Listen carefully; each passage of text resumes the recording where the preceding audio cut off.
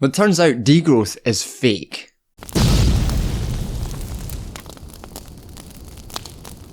Well, according to a study glowingly promoted by Dutch darling of liberalism's left wing Rutger Bregman, this study that he promoted has some astonishing and devastating findings. Out of 541 studies reviewed, few use data? Neither qualitative nor quantitative.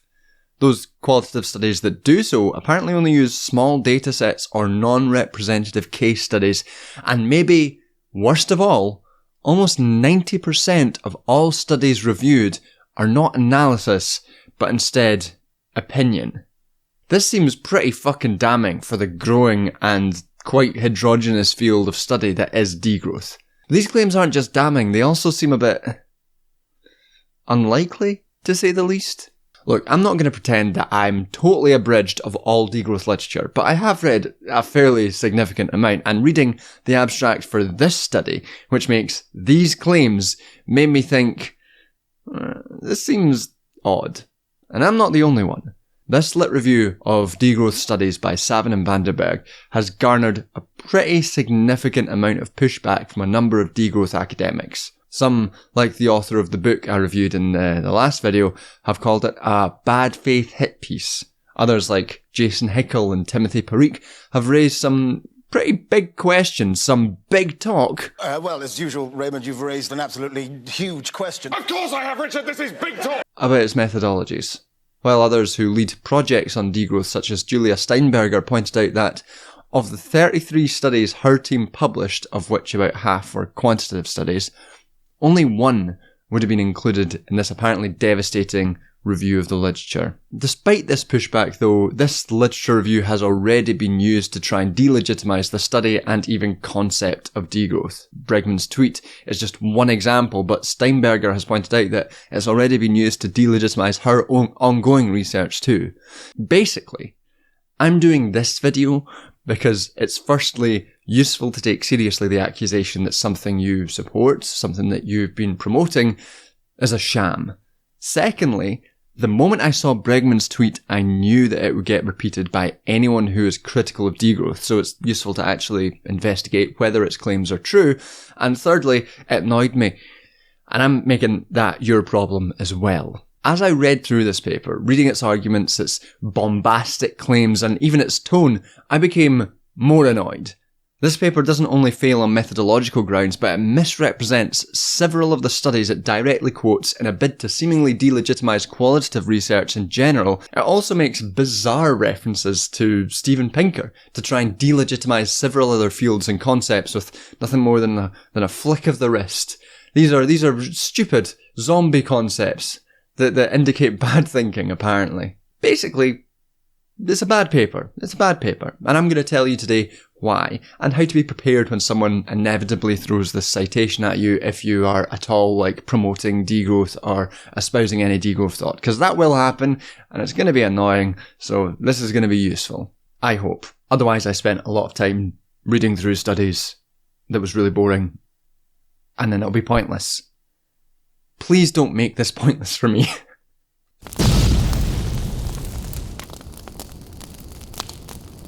So, getting right into it, the methodology of this is weird. Firstly, the author's sampling technique is to assess only those studies where degrowth or post-growth appear in the title. This is, bizarrely, kind of both too restrictive and too inclusive. It's too restrictive because so many studies which concern degrowth, its strategies, its theories, its empirical evidence, include neither degrowth nor post-growth in the title. It's this kind of exclusion that would have resulted in almost all of the studies produced by Julia Steinberger's degrowth research project being excluded from this review. Or, as yet another ecological economist, Andrew Fanning, points out, none of the large sampling quantitative publications I have been involved in were included, but all of them discussed degrowth in high-income countries and the need for post-growth policy as implications of the results. Fanning also did some calculations himself and came to the conclusion that this study only included about 1% of all literature which includes the term degrowth and post-growth.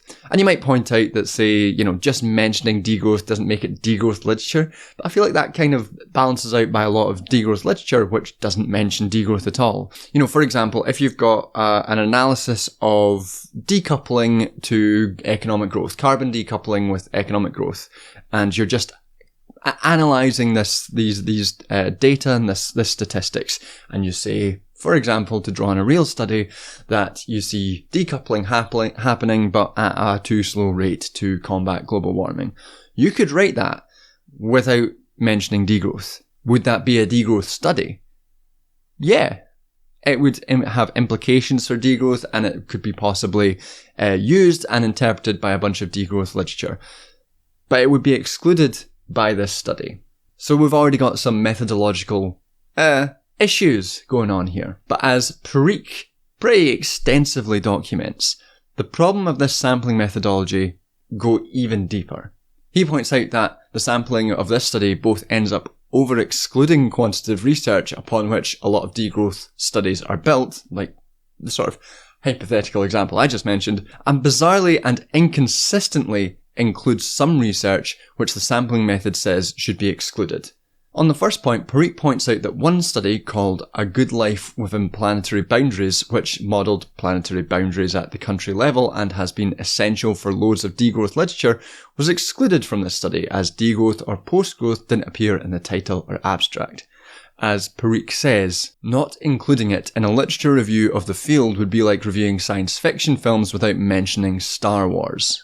Parikh continues to point out empirical quantitative study after empirical quantitative study, which is excluded from this review, but also points out that for some reason books like Naomi Klein's On Fire and This Changes Everything are included in this review, despite not fitting the criteria by both being books, which the methodology says should be excluded, and not including degrowth in the title or post-growth. And in fact, the subtitle for Klein's On Fire, which I've read, is The Burning Case for a Green New Deal, which is especially odd for inclusion given that degrowth has at several times been placed in tension with Green New Deal politics due to, Green New Deal's promotion of a politics of green growth often. So what we have here is a methodological strategy which excludes a significant number of relevant studies while also including some work as degrowth only when it suits a particular perspective. This is pretty indicative not just of sloppy work, but of a deliberately dishonest hit piece. These to me seem like pretty major methodological oversights, which should already mean that any conclusions drawn from the review should be taken by you and the study's authors with a fistful of salt. Also, keep in mind this study's relatively small sample size for later, because it's going to come up as a point of irony over and over again. Just keep that in mind as we're going on.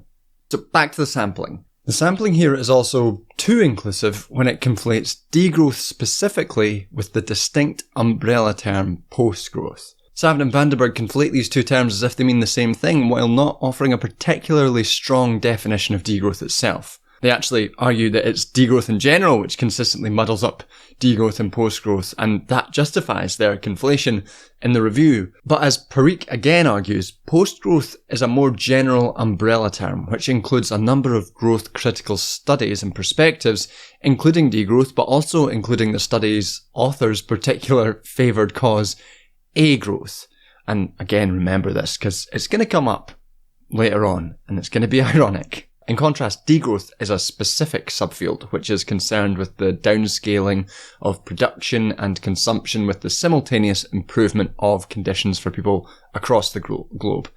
To include post-growth studies is to include a lot of work which may not necessarily be degrowth, and the authors don't demonstrate in any clear way that degrowth as a field commits this same definitional muddling that is present in the review. One final methodological point I want to make before summing up and moving on is that this study excludes all literature which is not in English. Now, this itself is not necessarily bad or wrong. It depends on the conclusions that you imply or that you draw from the data. While this study doesn't explicitly make any arguments about the origins of degrowth to delegitimize it, others have gleefully done so. You see how this is bad, right? You can see how using a methodology which excludes all non-English research to demonstrate this particular point is maybe not the most sound argument to make. And it might also be worth considering that much of the critical call for degrowth is reduction in global north-driven economic expansion and consumption. So it would be unsurprising necessarily that much of it emerges within the global north because these people are criticising their own governments, their own states. And the implication from this argument that degrowth is a silly global north fad is obviously absurd. So to conclude this section, the methodology of this study is restrictive, arbitrarily excludes a huge number of highly influential studies on degrowth, including empirical quantitative modelling studies. Its restrictive sampling means that it includes as low as 1% of degrowth literature, yet it also randomly includes writing which should not be included according to its own methodology. If the study was conscious and aware of these limitations, then the authors would be cautious of making dramatic claims. And yet apparently 90% of degrowth is opinion rather than analysis, and empirical studies use too small and unrepresentative samples to make their point. The surety of this bombastic claim just does not match the standard of evidence presented. But what about these small, unrepresentative qualitative studies? What of all the studies they actually cite? Well, I spent way too long going through them to check and came to the conclusion that these authors are either deliberately misleading people about qualitative methodologies or, in general, just lying about what these studies are saying.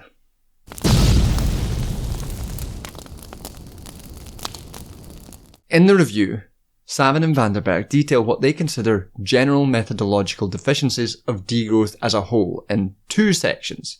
One concerning sample size and the other concerning unrepresentative case studies. But the way this is done is so bizarre and so shoddy that it reads to me as a general dismissal of qualitative methods as a whole. So even when the authors claim that they're not dismissive of qualitative research as such, it comes across as deeply disingenuous. And after reading every study that I could access, because I don't have academic access anymore and it's really annoying me, I can't access them all, but I read as many as I could. After reading all of those to check their work, I was genuinely shocked by the difference in what the studies say and how the authors here represent them.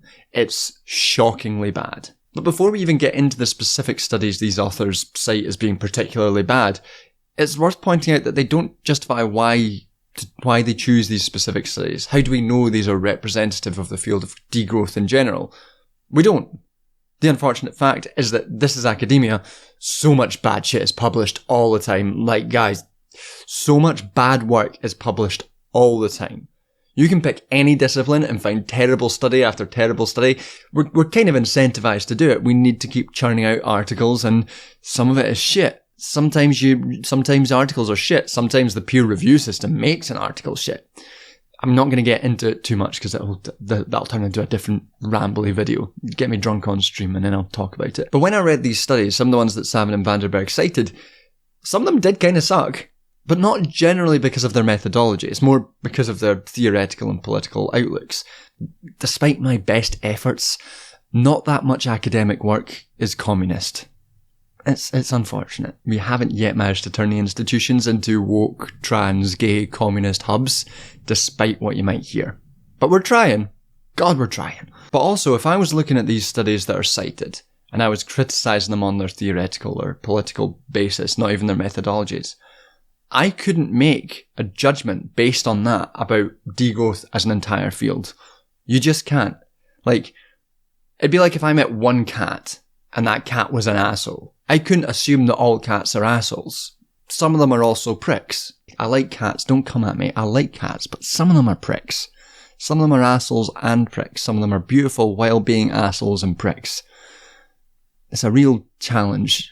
With all that being said, let's actually take a look at these studies. I won't go through all of them because I don't have the time and I'm not going to subject you to that. I'm already subjecting you. You're subjecting you. You clicked on the video. Fuck you. Sorry.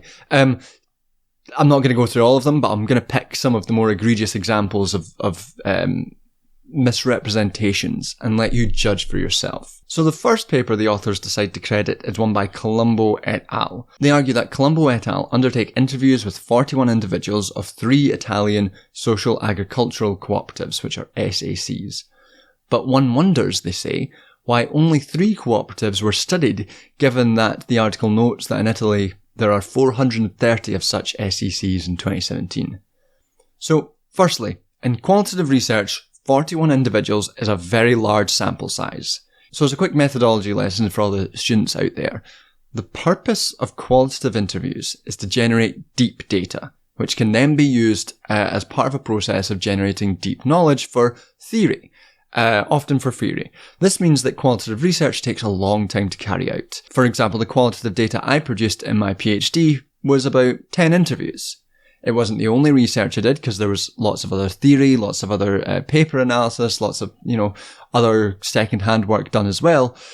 But those 10 interviews weren't considered illegitimately small sample size. I had to justify why the sample size was on the lower end, but it wasn't illegitimate. But it wasn't considered illegitimate by the examining body. 41 interviews is not in any sense a small sample size, but they might be talking about the 3 co-ops as a small sample size, given that there's lots of co-ops in Italy. The author says, one wonders why 3 cooperatives were chosen, as if there's no justification in the study. Let's check. CCTA and NCO were selected as case studies by adoption of a maximum variation sampling strategy. The selected case studies vary in terms of legal type, age, membership, position in supply chain, and mission activities and location. In addition, cases were selected to represent each type of the 3 main types of social cooperative recognised by the Italian law, type A, B and C.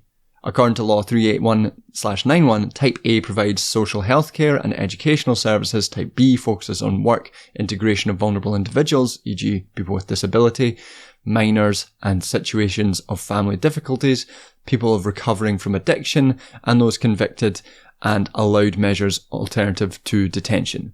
Type C are consortia of social cooperatives, i.e. organisations which members are other social cooperatives.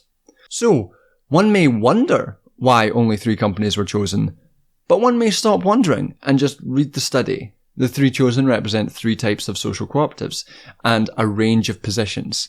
They justify this in reference to literature and research goals.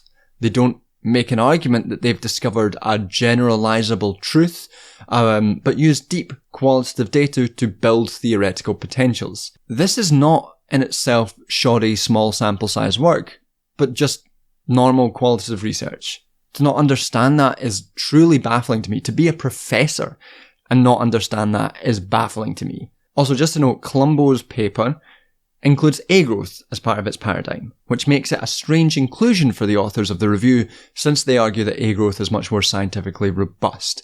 Yet here is an A-growth study that they think is illegitimate, but they don't mention that. Sometimes when reading through these cited papers though, I just wondered if anyone actually checked the claims at all. So for example, in reference to Buhr et al., they argue that the choice of town to study is, quote, not motivated in the paper. But when you turn to the paper, you find this. So give the video a wee pause to read over this. You might not like how the authors decided to choose the location of the study. You might think it's not good enough, but is very clearly motivated in the paper. You cannot just lie. I was genuinely astounded by how either sloppy or straight up dishonest this is, and it is far from the only example. In another similar turn, they argue that Schmidt uses a snowballing sampling technique, which is a very, very standard sampling technique, and at which the authors say, quote, may introduce bias, as if this is not accounted for in the study. But again, here's the study. In using snowball sampling to recruit organisations, inevitably already established connections emerge. While the bias for a particular subset to emerge is undesirable in some cases, it was useful in the present study. Over and above standalone organisations, it was also possible to observe their embeddedness in networks and interactions of a local coalition. Organisations with visible ties to the emergent networks were selected with preference, yet the connections were not limited to the local context but stretched far beyond the city of Stuttgart in terms of its scope. However, this study focuses on local interactions across longer distances remain a potential focus for further research. Lastly, organisations with a strong material focus were preferred over those with a cultural focus, while discourses and practice of alternative economies are not viewed as separate. The study is particularly interested in more than discursive practices. Well, maybe the authors just don't accept this clear justification for a snowballing technique in which bias is actually a function of the methodology. Maybe they just don't accept that. It would still be dishonest to kind of present it like this, but maybe they just don't accept it. Maybe. But there is yet another straight up lie regarding this paper which makes that seem less likely. They argue that, quote, interviews were conducted with founders or local representatives of 14 organisations. No information is offered about why the specific organisations were selected. No information?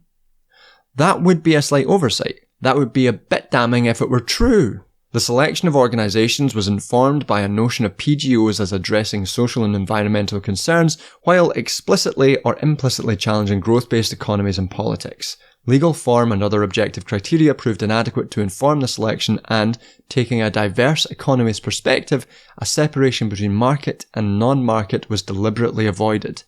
Rather, the study drew on more subjective parameters such as references to post-growth related topics, organisations' area of focus, protagonists' discursive and practical non-conformity with growth-based institutions, and others to identify potential PGOs. Maybe this isn't strong enough. Maybe it's not specific enough. Personally, I think it probably is, but it's certainly information about why organisations were chosen. That is a sampling methodology section. It exists in the paper, but what it is not is consistent with how the authors of the review describe it. It is a clear mischaracterization. Maybe 2 examples isn't enough. Here's a third. Omanik et al. Interview 14 Canadian environmental activists. Again, note, 14 is not a small sample size for a qualitative study. Just keep that in mind. The selected interviewees seem all in favour of degrowth, which seems a narrow basis for a study.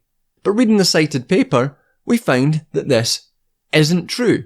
Just isn't true. Here's what the paper says. As such, we chose to engage interviewees drawn from a broad spectrum of environmental organisations, that is, those who explicitly use the term degrowth, those whose values align with degrowth but who operate outside of the discourse of degrowth, and those whose values and activities do not align with degrowth. So they either stopped reading before it got to the section where they say we chose interviewees that don't agree with degrowth, or they kept reading and are just lying. Those are the only 2 explanations here. Savin and Vanderberg also criticised this paper for not interviewing politicians or journalists for this research, and while that's not a lie, it is a fundamental misunderstanding or misrepresentation of what this paper is for. Omanik et al. Are explicitly seeking to study social movement strategies, not the views of politicians or journalists. So it's like criticising an apple for not being an orange. You little bitch. You little bastard. You little non-citrus piece of shit. You wish you were that. You wish you were that orange. You little green non-segmented, non-peelable piece of shit ass. But 3's not enough, how about 4? Here's another odd characterisation. Cakar and Uzut also study sustainable degrowth in tourism. They undertook 15 face-to-face interviews with key tourism stakeholders in Istanbul, Turkey. This is a small number given that the city had about 15 million visitors in 2019. When I read this, I wondered why 15 interviews was small when compared with tourist numbers. Seems like an odd comparison to make. Is it because Cakar and Uzut are interviewing 15 tourists out of 15 million? That was the impression I got reading through the characterisation of the study. And that would be odd, but it gets even more bizarre when we turn to the paper and find out that no, the interviews are with key figures who shape and implement tourism policy in the city. So the reference to 15 million tourists just doesn't make sense. But this example also illustrates a tendency for the authors to simply omit that qualitative interviews are not the only methods being used in these studies. Cakar and Uzut don't only conduct interviews, but as they make clear, for document analysis, printed works containing information and some statistics about tourism in the city were utilised as secondary sources of data. During the course of the data collection process, additional information about tourism facilities available in the city was also retrieved from the documents and websites of key tourism stakeholders. In addition to an extensive review of the relevant literature, which identified current gaps in the field, the document analysis process has ensured deeper insight and a rich outlook with regard to phenomenon under investigation, which inspired the construction of the semi-structured interview questions. Omitting this key methodological information to highlight the notion that the qualitative data is illegitimately small is not what I would call good faith engagement with the literature. For another example of just this, they note that Owen conducts 9 interviews, but leave out that in the study Owen states clearly that while the bulk of the data is generated from interviews, it also is supplemented with field notes, videos, photos, and the material published by the movement itself.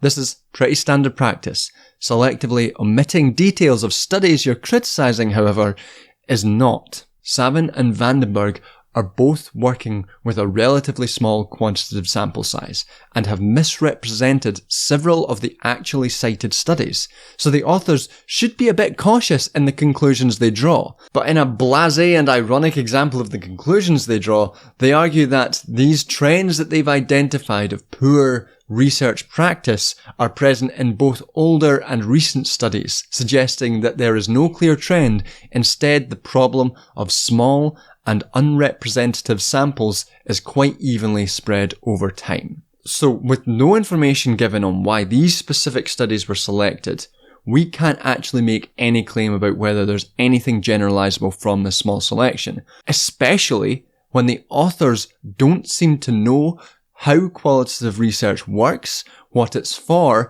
and most damningly, seem to have misrepresented a number of these studies. And again, I don't need to think these studies are all good pieces of research, but their methodologies are not what makes them illegitimate. The authors repeat this trend of dismissing qualitative research in the following section, in which they argue that degrowth uses unrepresentative case studies. Firstly, it's worth noting that case studies don't have to be representative.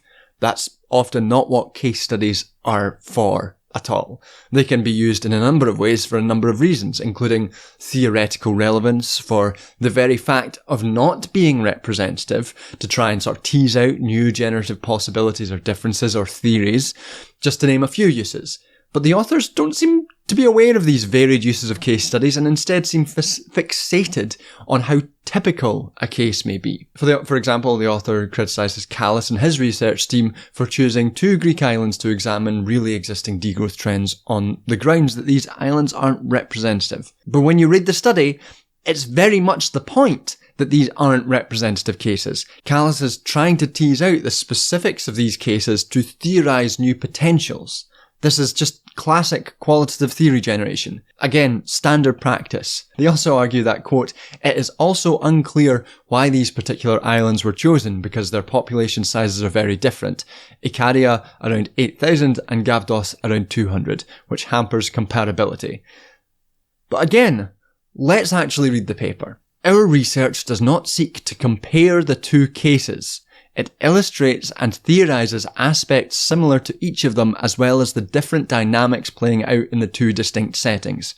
Archival research worked best in the instance of Ikaria, and participant observation in Gavdos, though both projects mixed qualitative methods as fit for purpose and as driven by research questions on which research was based. Yet another example where the authors of this hit piece misrepresent or omit details from the study they've cited to make it fit a narrative of poor research standards. In this case, by just ignoring what the study aims to do, what the study says it's doing. But let's do this one final time before moving on, because I don't know if any of you are as mad about this as I am. Probably not, but if you're still here, you're on board now. You have to keep watching to the end. As a final example, the authors argue that Xu studies decoupling between economic and housing stock growth from negative environmental impacts for two cities, Hangzhou in China and Copenhagen in Denmark. The logic of comparing a city in Copenhagen with 600,000 inhabitants with a city of more than 10 million people, moreover in another continent, culture and economic system, remains unclear. If there are so many differences, a comparison will be unable to provide unambiguous insights. The logic is unclear. Is it unclear? Is the logic unclear? Let's look at the paper. You know what's coming, right? You know what's coming. Hangzhou has in recent years received several national and international environmental honour titles given its significance in natural environment protection. Likewise, Copenhagen achieved the highest ranking in the European Green City Index in 2009, and its building sector ranked 4th among 30 European cities due to its high energy efficiency. If full decoupling is not evident in these two cases, the theory of possibility of full decoupling is significantly weakened. In addition, they are contrastive in many aspects, such as stages of economic development, political context, institutional circumstances, living habits, environmental policies, and urban planning, which enriches the context of the investigation and thus provides a broader perspective on how decoupling strategies are implemented and their potentials and limitations for sustainable development. This logic seems pretty clear to me. Both have received attention for environmental progress, and yet the differences provide ample ground to demonstrate potential strategies in very different places. Once again, pretty standard case study method explained within the text, but presented as if it was ineffable, as if it was impossible to comprehend. A lot of the time, this is all information which is found in a section which is neatly titled Methodology. So I don't really understand how there can be any confusion about what the methodology says. I find it suspect, to say the least. And I want to be clear, I can go on. The standard of representation of these studies is frankly shocking. So when the authors write that they are not criticising qualitative methods as such and just the low standards of degrowth, it rings particularly hollow. If these studies don't fit into publishable standards as they claim, very, very few qualitative studies at all on any field ever will. And it also leaves questions about the publishable standards of this study. The authors either don't understand or are deliberately dismissing qualitative methods. All of this, from the authors' own small, poor sampling methods to their absurd overgeneralizations on the field of degrowth as a whole, makes this claim even more ironic.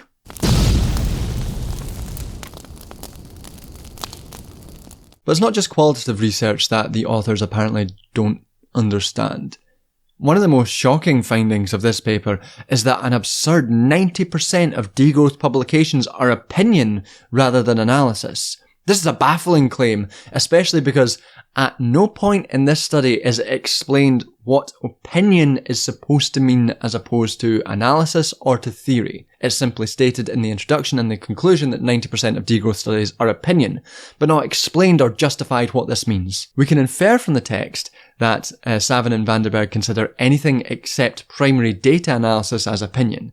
They say, we examine which shares of reviewed studies goes beyond conceptual discussions and subjective opinions by identifying use of concrete scientific method, notably qualitative and quantitative data analysis and formal theoretical or empirical modelling. Note that theoretical modelling here is not theoretical research but another empirical method. But at no point do they justify why anything that exists outside of this formal empirical setting is opinion and not theory or analysis. They don't justify that, they just state it. But I think then we have to assume that anything which is not primary data analysis has to be considered opinion by these authors. The problem with this is that that would exclude large swathes of basically every single discipline from being considered serious analysis. Economics, sociology, political science, history, and so much else would be filled to the brim with unscientific opinion rather than analysis. It means that all analysis building off of secondary data and all theory research should just be considered opinion. And as Parikh points out, this would mean that works like Marx's Capital or Keynes's General Theory of Employment, Interest or Money are just works of opinion. Which is obviously absurd. That's obviously absurd. Marx's opinion. That doesn't make sense. I love reading Marx's 600-page opinion on capitalism. So when the authors say that 90% of degrowth is opinion, even if we ignore the sampling issues, what we're left with is a claim that 90% of degrowth literature could be anything from analysis which uses secondary empirical work to works of theory, which is hardly a particularly damning claim. But the relegation of theory to subjective opinion is obviously a massively damaging claim for academic knowledge or general knowledge as a whole. It's an absurd understanding of how even empirical and quantitative study works. You can't really conduct meaningful quantitative analysis without a strong theoretical basis. You need theory to define terms, to define the parameters of what's being discussed, and obviously loads of the most important works for degrowth are works of theory. Parikh points to Alf Hornborg's ecological theory of unequal exchange, which is itself indebted to a wealth of Marxist theory as evidence of the central role of theory in generating further quantitative analysis. And the point is, when Savin and Vanderberg dismiss all theory as nothing but opinion, they're delegitimizing huge swathes of knowledge in a way which is damaging for fields far beyond just degrowth. This paper is not just damaging for degrowth, but if you take its findings on board, it's damaging for all knowledge. It's bad.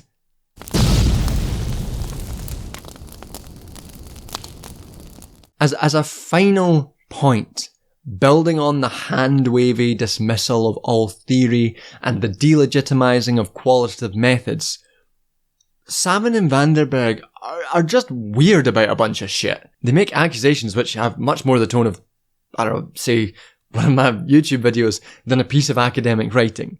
For example, they dismiss one study as having language which, quote, breathes righteousness, which isn't really a criticism of the content, but does indicate a deeply biased view. Again, ironic, given how often they accuse degrowth studies of being subject to bias. I'm not even denying that degrowth studies is subject to bias, but try not to be so ironic about it. In another segment, they accuse degrowth of, quote, colonizing other subject areas. This is a bizarre enough criticism that I'm not even sure means anything. Like, degrowth is utilising insights and themes from other research areas and presenting them from a degrowth perspective? Whoa. We've discovered interdisciplinary research, the thing university managers have been obsessed with for decades. That doesn't mean it's necessarily good. It does mean that it's unremarkable, and a bizarre line of critique. But degrowth is also, quite crucially, not just an environmental subfield, but one which is concerned with larger justice issues. So when Savin and Vanderberg complain that degrowth often suggests non-environmental policies, it's nonsensical. Of course it does. That's very much the point. For example, I come to degrowth positions through my communist outlook. When workers in sweatshops producing our fast fashion, or plantations producing our coffee, or mining the cobalt for our electronics rise up, seize their workplaces, and topple their masters, how could we expect them to continue the mass production that enables global north consumption? Why would fast fashion exist when there's no imperial economic compulsion to produce more and more clothes? Downscaling production in this framework is a degrowth and a communist proposal. It's not degrowth colonizing communism. Let's look at the word colonizing. They use this word to condemn degrowth in a flippant and just shitty and smug way. I can say this because this is YouTube and fuck it, they opened up the space to be shitty.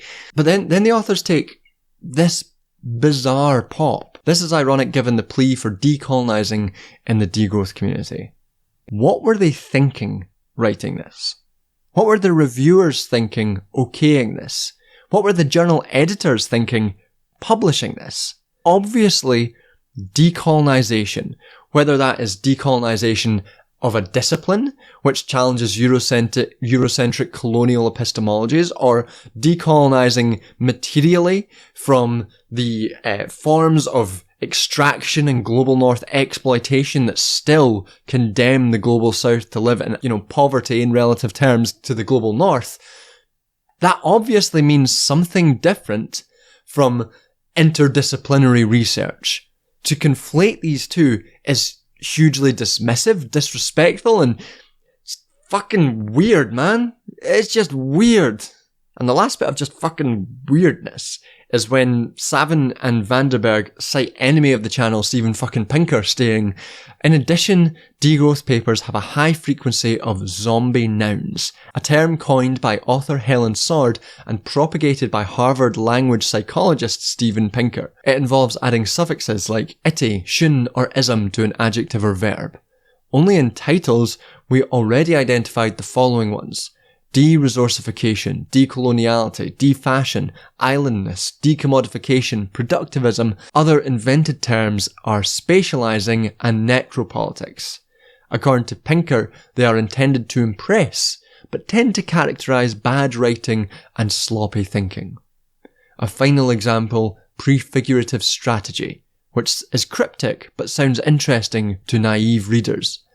Now, I would posit that nothing really indicates sloppy thinking and bad writing more than citing Steven fucking Pinker, really. But really, this is a nothing critique. It's evidence of nothing, except the authors taking a pot shot at degrowth which can be generalised to every single other area of fucking academic writing. Sometimes new neologisms are coined, and it's annoying, but it's hardly confined to degrowth. But look again at this list of terms. Many of them are just specific technical terms which can't be substituted for others and have long histories in the literature. Decommodification is a very well understood term with a specific definition and a strong intellectual history, particularly in Marxist and feminist literature. Decoloniality is another developing school of thought. Necropolitics isn't a invented term in degrowth, but a philosophical concept which at this point is 20 years old. To think of it as an invented term in degrowth is astounding to me. I don't know how you could be a professor and make this claim without checking it.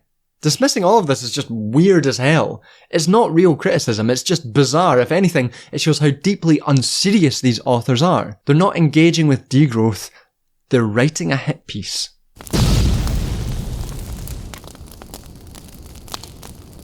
Returning to Rutger Bregman. Few studies use data, those that do are unrepresentative or small sample size, and 90% of all degrowth studies analysed are opinion. Does this stand up to scrutiny? Well, no. The methodology of the paper is absurdly flawed.